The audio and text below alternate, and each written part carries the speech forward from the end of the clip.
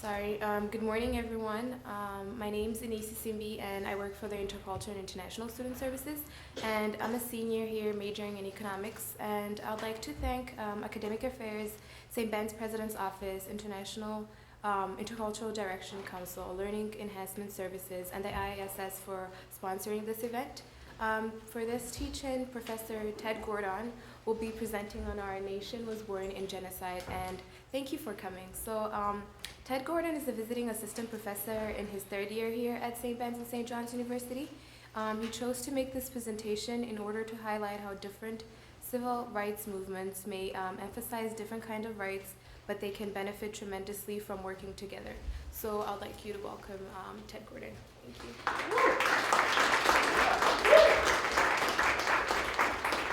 Thank you, Anise. Thank all of you for coming. It's wonderful to be a part of this teaching program today for MLK Day. I hope this becomes a new tradition here. I want to begin with a quote from Martin Luther King.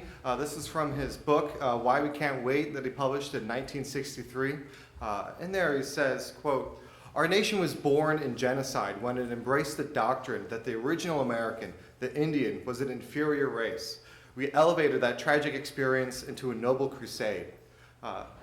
King goes on elsewhere in this passage to go and to compare the two movements, the American Indian Civil Rights Movement and the African American Civil Rights Movement. And what he does is he says that even though they have these different histories, they face a common enemy, and that common enemy is white supremacy, which is something that, as he points out here, is something that our nation was really born in. Something that our nation inherited from the colonial powers that came before it, and something that continues to shape our country today. My talk is going to be broken into 4 sections. In the first one, I'm going to talk about the separate, though related, legacies of exploitation that have faced both African Americans and American Indians in the United States. Now, in this section, I'm not going to come close to doing justice to all of the history that has taken place. I'm only have enough time to go and highlight some of the different experiences, just to be able to show how the different experiences that these groups had led to different goals for their civil rights movements. But even though they had different goals in what they wanted to achieve, they worked together during the civil rights movement and still do today. And that'll be the second part of my talk, looking at how these two groups came together, how they shared resources, shared strategies, and learned from each other to make it an even more effective cause for change. Then I'm going to go and look at some of the present-day challenges that still face these communities, but also some of the opportunities that we have today. Finally, at the end, there should be some time for some discussion, some questions, comments, any of your thoughts I'd love to hear. So the first thing to understand when talking about American Indian history is that from the very beginning, when European colonizers arrived in North America, they looked at American Indian tribes and saw them as nations, and they treated them as nations. But just because they saw them as nations doesn't mean that they recognized that they had any rights. I'm going to get into that in a moment here, but so some of the things to keep in mind here is that for European nations, when they were colonizing North America, I'm talking particularly about Britain, also France and Spain as well, they signed treaties with tribes, and they did that because that was their tradition. That was the way that they interacted with nations in Europe and across the world. And so for these treaties, some of them were signed for the purpose of purchasing land. Now, there were a whole lot of issues and problems with a lot of that. There was a lot of cultural misunderstandings, oftentimes a lot of deception in these purchases that took place. But the point is that in some of these treaties, the purpose was just to purchase land. In other cases, the purpose of these treaties was to establish military alliances. During the colonial era, while you had colonial powers of Spain, France, and England competing for territory in North America, they saw tribes as important military allies, ones that they needed to have on their side in order to be victorious in their wars. And so we see this in a few cases. During the French and Indian War, we have the British have a number of Indian allies that help them defeat the French. If they didn't have those allies, the French very well could have won the war. We could all be speaking French right now, is one way of thinking about it. And so these important military alliances happened in the early colonial America, and especially important during the Revolutionary War. The first treaty here that what would become the United States signed with tribes was the Fort Pitt Treaty that was signed in 1778 in what is now Pittsburgh. That was signed with the Delaware Indian tribe. And the Revolutionary Army, what they said to the Delaware Indians is they said, "We need your help. We need to defeat the British. Send us your best warriors. Please grant us access through your land. And if you do that, once this war is over, we will give the Delaware, you will have what is now basically the state of Ohio." They said that you will have that. That'll be like your own state in our union to go and govern yourselves.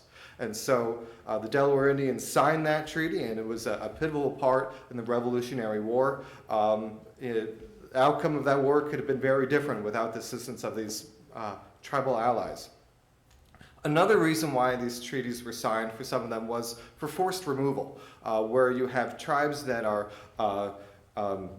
being encroached on, being attacked for their land, and then once their land is being taken from them, they're being forced to sign a treaty in order to go and give up their land.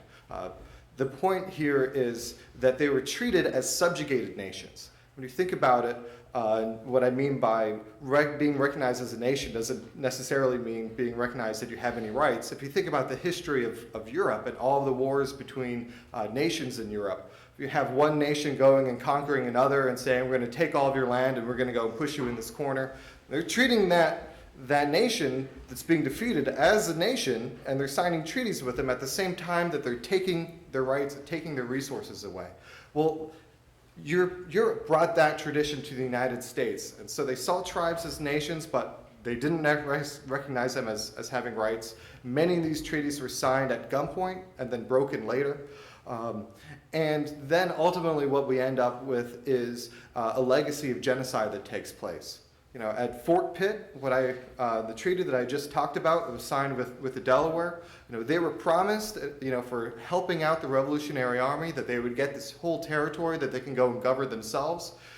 In the end, when America became independent, soldiers at Fort Pitt, they decided that they weren't going to recognize any of those promises in those treaties. Instead, they gave blankets that they knew were laced with smallpox. They gave those as peace offerings to the Delaware Indians, intentionally to try to wipe them out. We know it was intentional because they wrote about their intentions very clearly. But one of the most explicit aspects of this genocide here comes from the first governor of California, Tyler Burnett, who called for a war of extermination against the red man. He funded militias to send them out to go into the mountains of California to kill all the Indians indiscriminately. That was his goal. And so here we have, again, tribes being treated as nations, but that doesn't mean that they're being treated as if they have any kind of rights. What I want you to see in this map here in particular is the year between 1865 and 1880. In the black, that's tribally owned land. And what you can see is this huge crunch, this land grab that takes place between 1865 and 1880, where through wars and genocide, all this land is being taken away from tribal nations. Until we get pretty close to the map that we have today, this 1990, of just a few places, mostly in the West, a few islands of tribal territory. What happened after 1880 is we get a change in federal policy. Now that all of that land has been taken away, the federal government switched to a policy of forced assimilation. And this policy had a two-pronged approach. The first one that I'm going to talk about is something known as the Dawes Act. It's sometimes also referred to as the Allotment Act. This was passed in 1887. See, before Europeans arrived, tribes had communal ownership of land. They didn't have any sense of private property. That concept wasn't useful for them. And after Europeans arrived, when they had their territory taken from them, but they would be put on a reservation, they would hold that land collectively and they would govern it collectively. Well, in 1887, Congress said that that was an impediment to assimilating tribes. And instead, what they did is they took all those reservations and they broke them into chunks of 160 acres. And they said, every family, you're going to get a 160-acre plot that'll be your own private property, and you're going to go and farm this. There were a whole number of problems with this, but one of the major ones is that the land that they were given was too small. And if you look at this map here, most of this land being out in the west, they couldn't farm anyway. Most of this land being in the desert.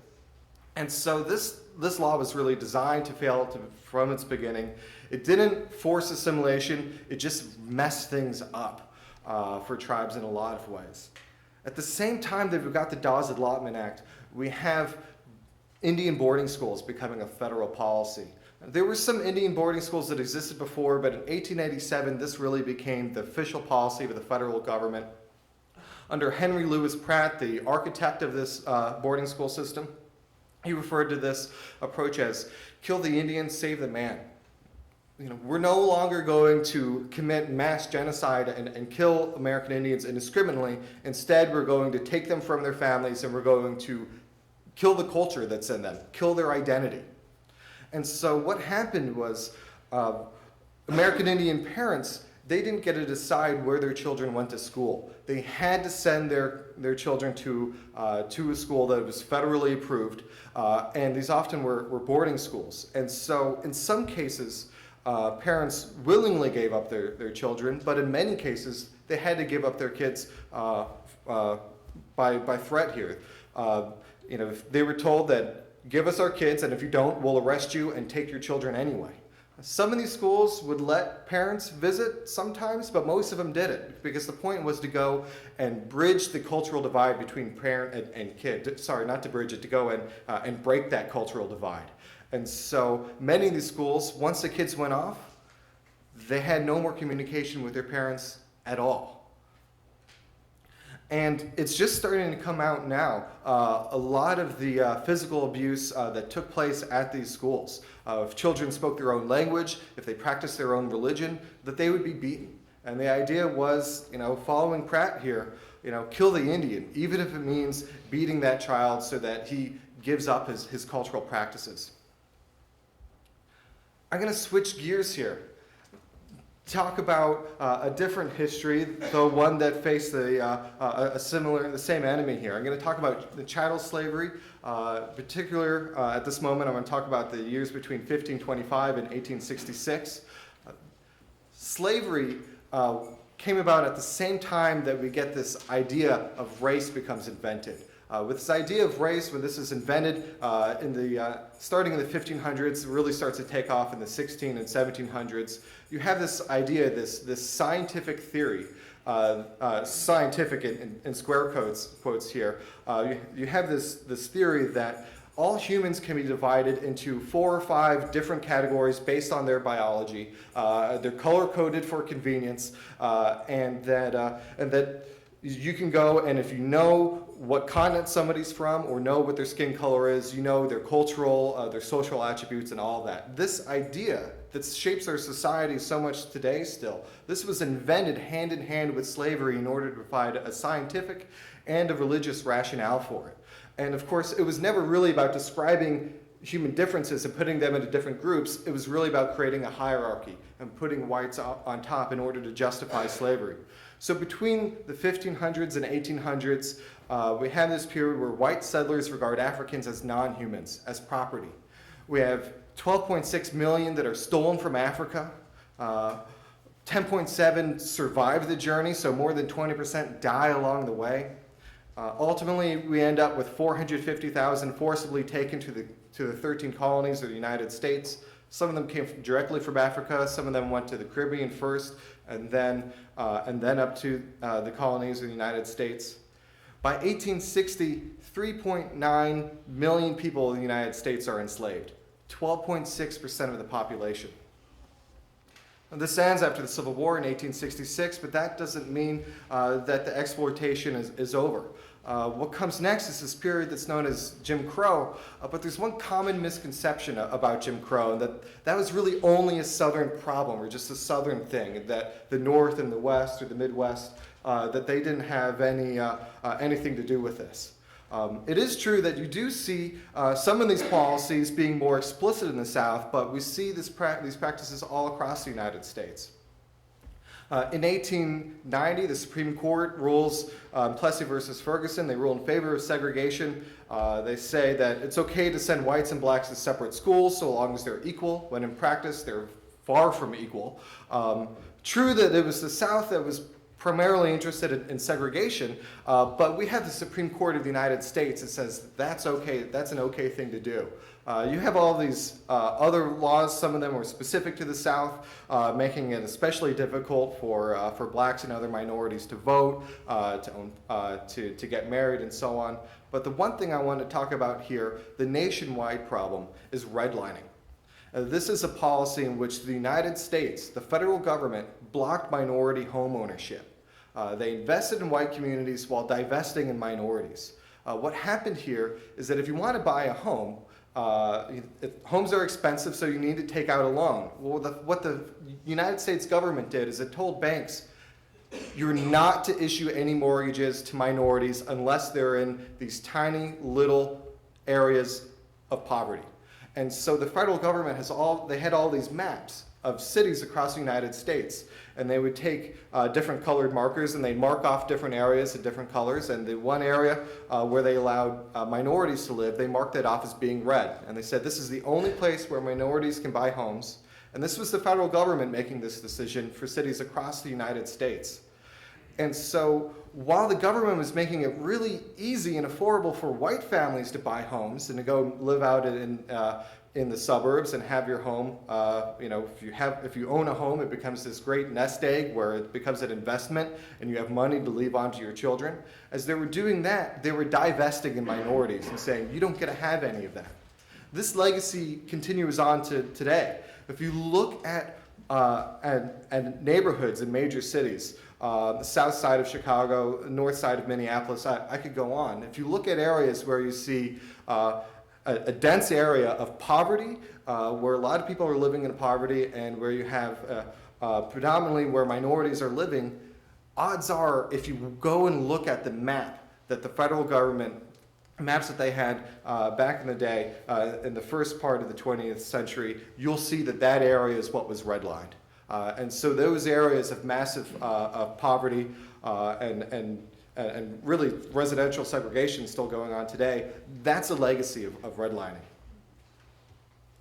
So there are two faces of white supremacy here. The same enemy here, but different treatment. For American Indians, they were treated as subjugated nations.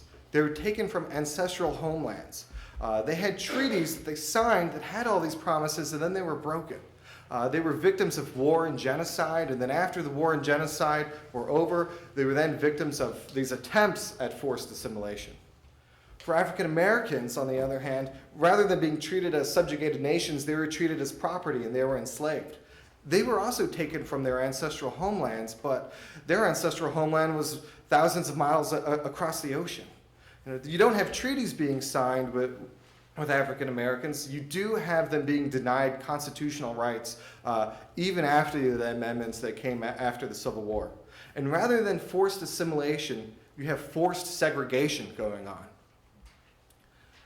So what we end up with, starting in the 50s, really picking up speed in the 60s and through the 70s, are two civil rights movements that have overlapping concerns, but some of their demands are pretty different. For American Indians, they're demanding self-determination, sovereignty. They want to be able to govern their own land. They have treaty rights, and they want those treaty rights to be recognized. They want to end boarding schools. They want to be able to decide, like everyone else, how their children are educated. They want cultural restoration. They want to revive their languages. They want to revive their traditions. For the African American civil rights movement, their fight here is for political and economic integration. They want to end segregation and be able to send their children to good schools like everyone else does. They want to be able to buy homes like everyone else does. And they also have this push for cultural acceptance and saying that, our community has different standards of aesthetics, different traditions, and society should accept that. These two groups, even though they had these different agendas, they worked together in a lot of ways that were really important. one of the first ways that this comes up is with desegregation. You have the Supreme Court in Brown versus Board of Education in 1954. They overrule Plessy versus Ferguson. They said the separate but equal thing never actually really worked, so segregation is over with, right? Not really, because the South refused. And they said, you're going to have to force us to do this. Send the National Guard if you have to. Well, what happens in Alabama is one tribe that's there, the Porch Band of Creek Indians. In the case of the Porch Band, the federal government said, oh, you don't have to send all of your children to boarding school. You could send your children to some of the great schools in the South. Where you have segregation going on. You could send your kids to these public schools, and that'll help achieve this goal of forced assimilation. And so they were going to public schools in the South at a time of segregation, even after Brown versus the Board of Education. And so what happens here is these children are segregated. They're segregated by skin color.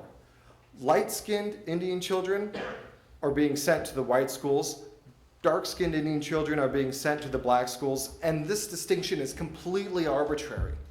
You know, what you have here is siblings that may have slightly different shades in skin tone, and they're being sent, one's going to the white school, and the other one's going to the black school, which is really barely a school at all. And so you have segregation really affecting this tribal community.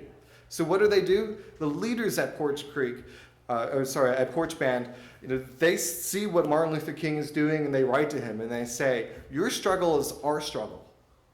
You know, we want to support you in your movement to end segregation. They send delegates to the 1963 March on Washington, where Martin Luther King gives his I Have a Dream speech, and it's shortly after that we start to see states in the South start to give in and start to integrate their schools.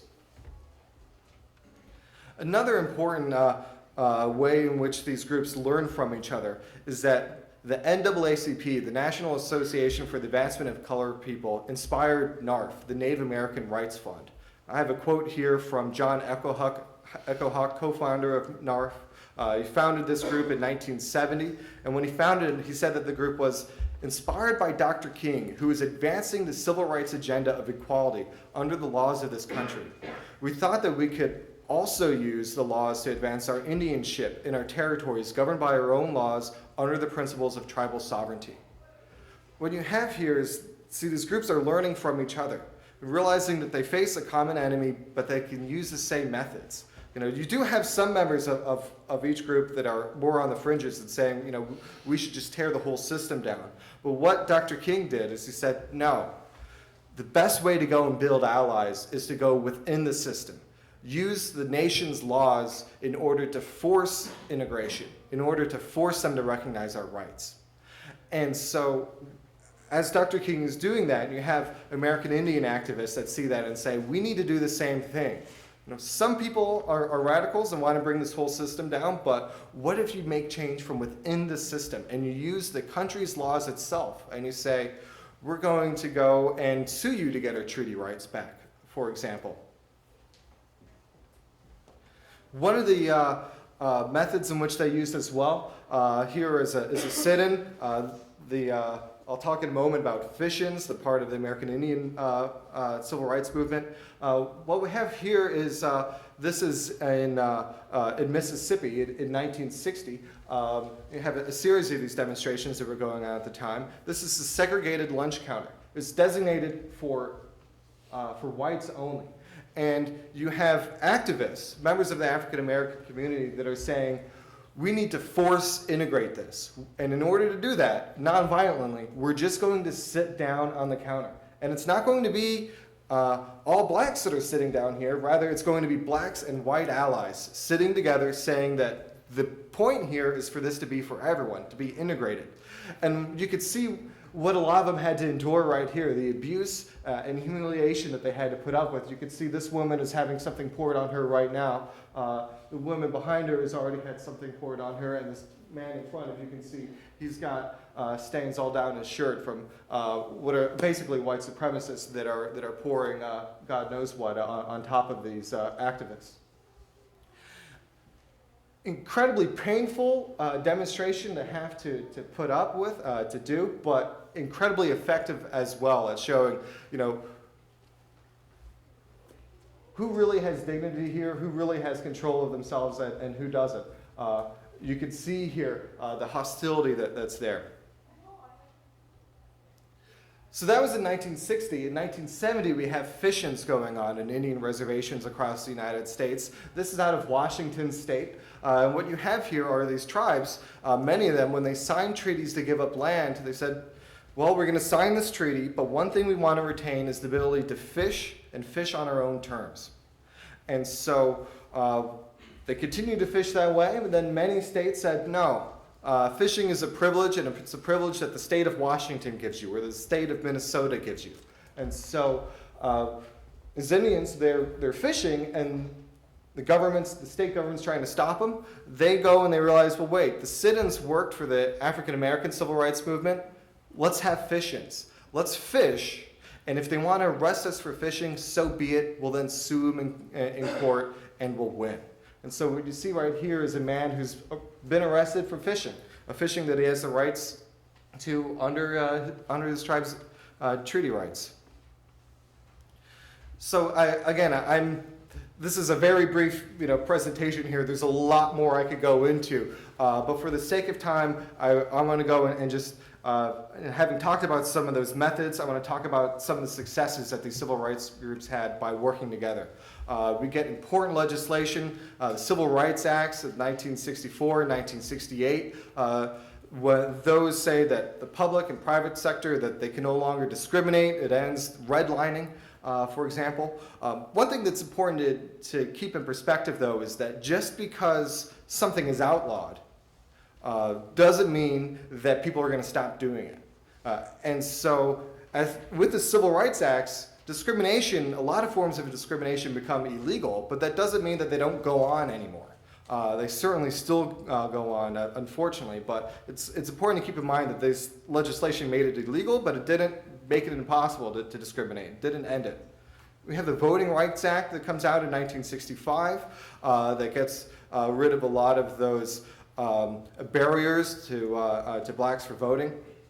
In 1975, we have an important piece of legislation coming out of Congress that says that American Indian parents can choose where they want to send their kids to school. They can go and have their own tribal schools, they could send their children to public school, and if they want, they could send their children to boarding schools.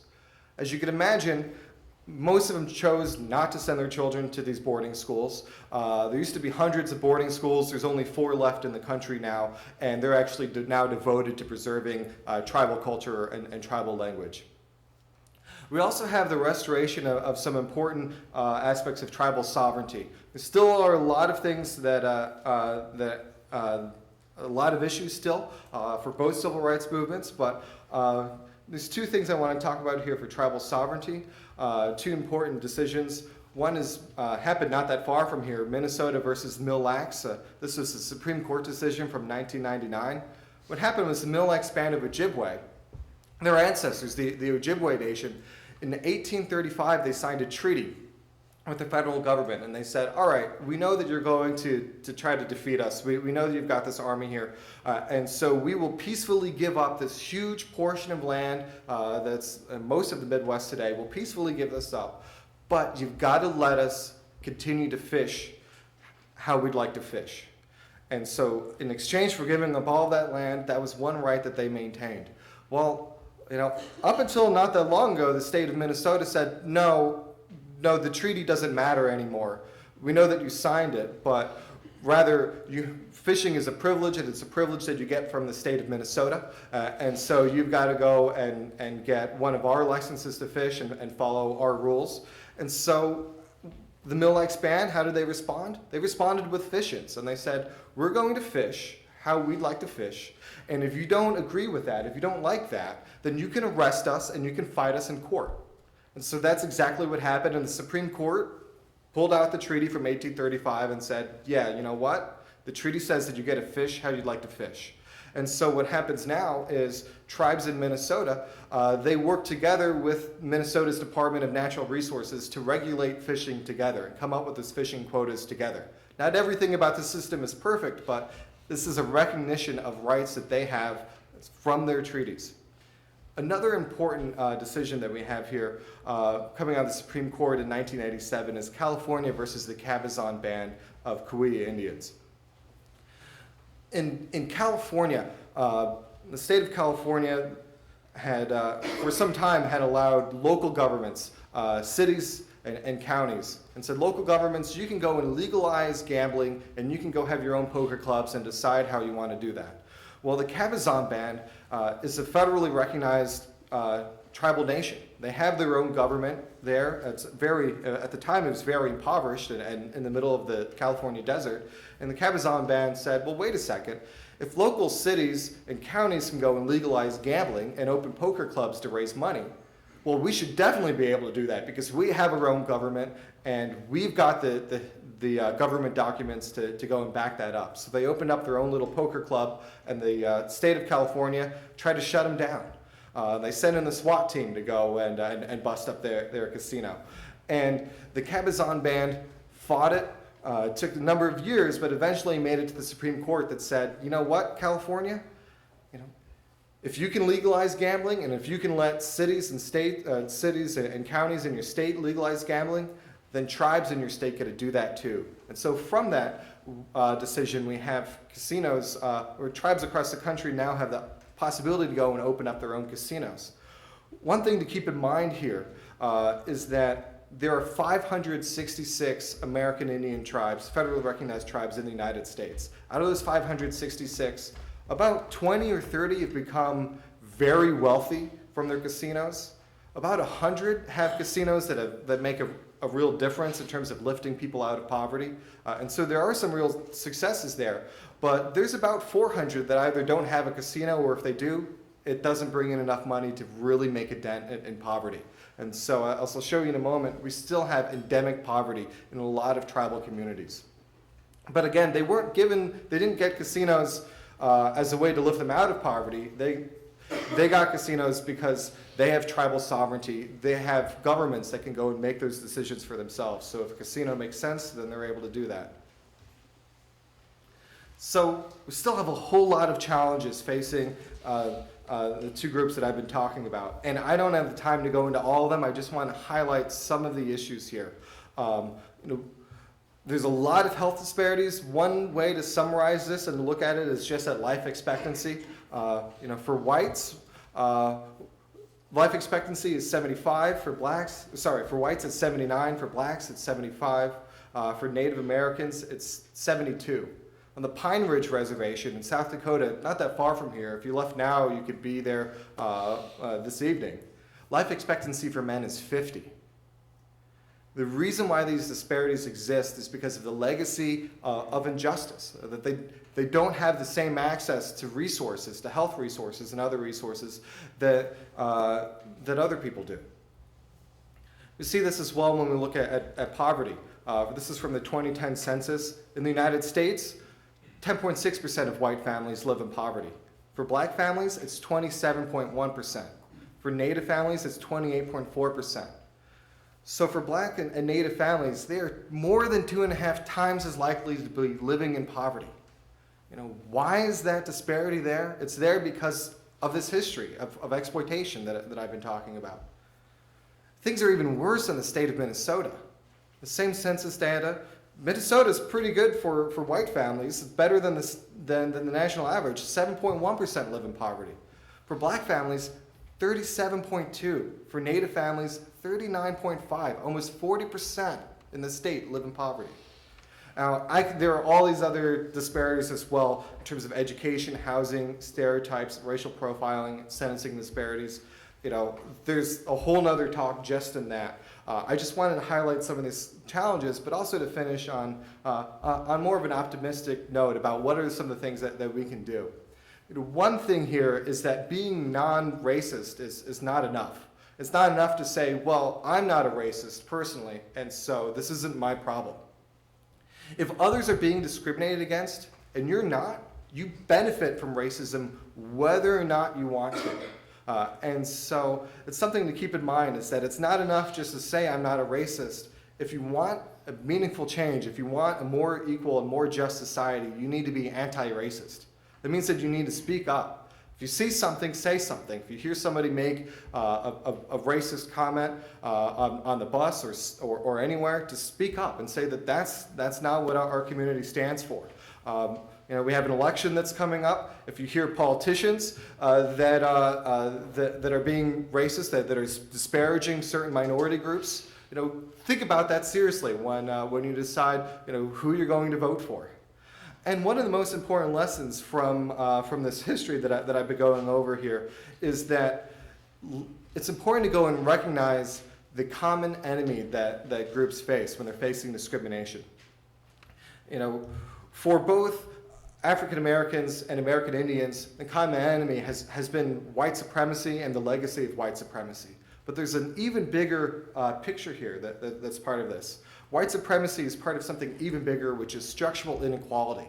This is the idea that certain people are privileged just because of the circumstances of their birth, and other people are disadvantaged just because of the circumstances of their birth. That is for racial and religious minorities, for the poor and working class, for members of the LGBTQIA population, those who don't fit strict sex and gender roles. The discrimination that all these groups face, the common enemy here is structural inequality. That some groups are privileged, they get an advantage just because of the circumstances of their birth, and others are denied those opportunities. As we could see from the history of the American Indian and African American civil rights movements, when they realized that even though they had different goals, if they learned from each other and realized that they faced a common enemy and that they could borrow each other's methods, that's when they started to make even more important changes. And the fight isn't over yet, but by recognizing the common threat that all these groups face, we can really continue on that fight and work for a more just and equal world.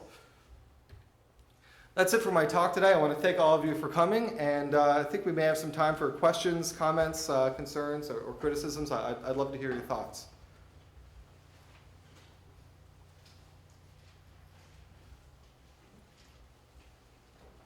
Any questions?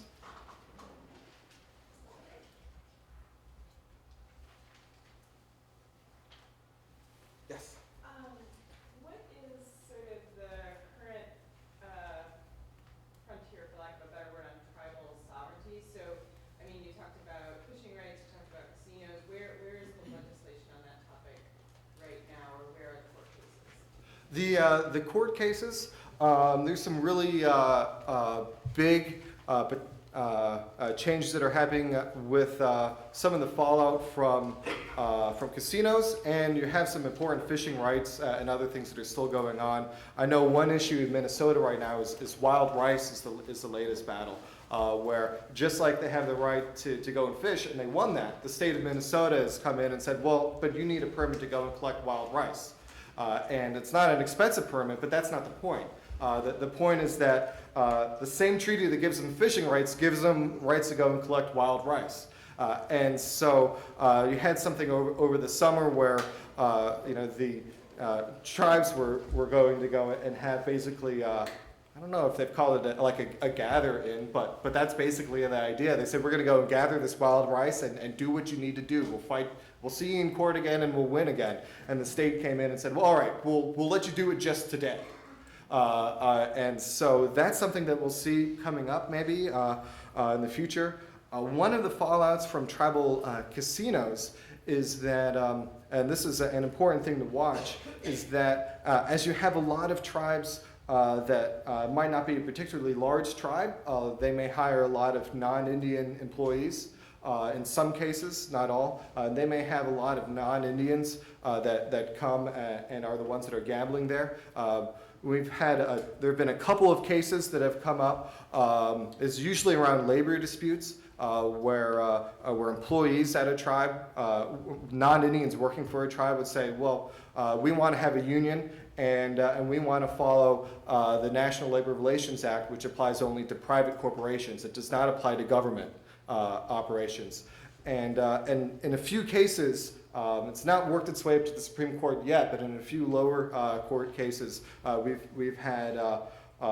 we've seen judges saying, well, The tribal casino is, even though a tribe is a government, the casino itself, because it's mostly non-Indians that might be in that building, that's actually a private enterprise. And so sovereignty does not actually apply to that. And so that's something I have my eye on now in terms of what's going to be the fallout from that. There are a lot of other things too, but those are kind of two of the hot button issues. Other questions? Yes. I mean, your talk really did a great job of highlighting the kinds of collaborations that happened in the past between different communities. Are we finding any more kind of allied communities, that kind of learning that's still going on today? Or are there ways to see that happening today? One of the ways in which I've seen it, and I'm just speaking from my own research, tribal sovereignty is my own area of expertise. One thing that I've seen is that a number of tribes, will have educational events, things like today on Martin Luther King Day, and they're say that this is part of the same legacy, the same history, the same battle, and so I'm just speaking from from my own perspective, my own background here. I've seen that in terms of tribal communities, talking about what they've learned and how they're still using the model of Martin Luther King. I'm sure that there are other ways in which those models are, in which there are other collaborations going on today. That's just one case in which I've seen it. Other questions?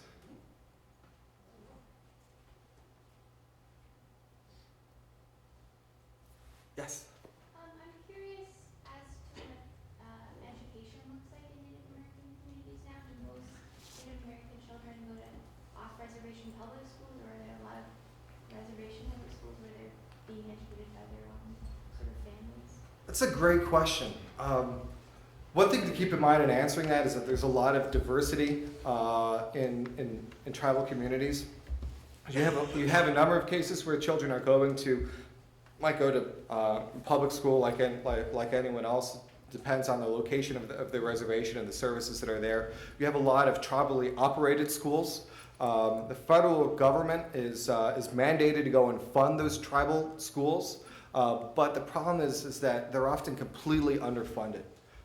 And so I know that there's a big issue with Red Lake, for example, where their school is deteriorating. And so you have that in a number of reservations that are impoverished. They're supposed to be getting federal money, but they're not. You do have, in some cases, where you have, for the 20 to 30 tribes that have become fairly wealthy off of casinos, where they will open up a school that'll have incredible resources.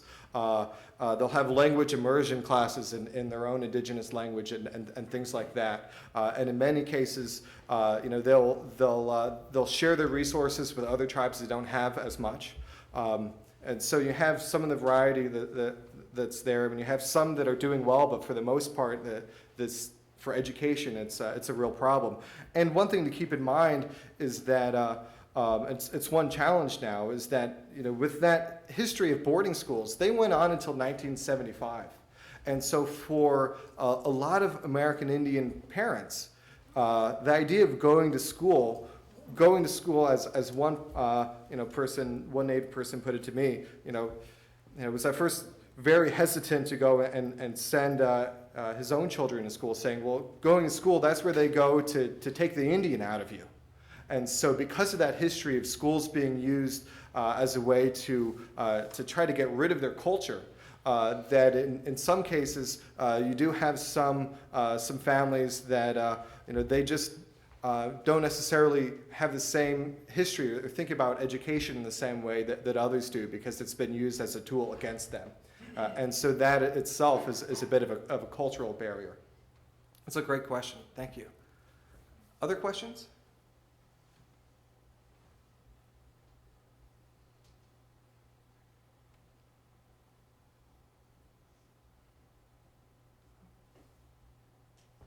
Any questions? Anything else?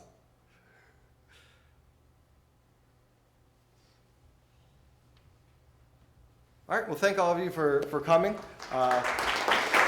wonderful to see such a big crowd here for the Martin Luther King Day Teach-In. I hope you see plenty of other great events today.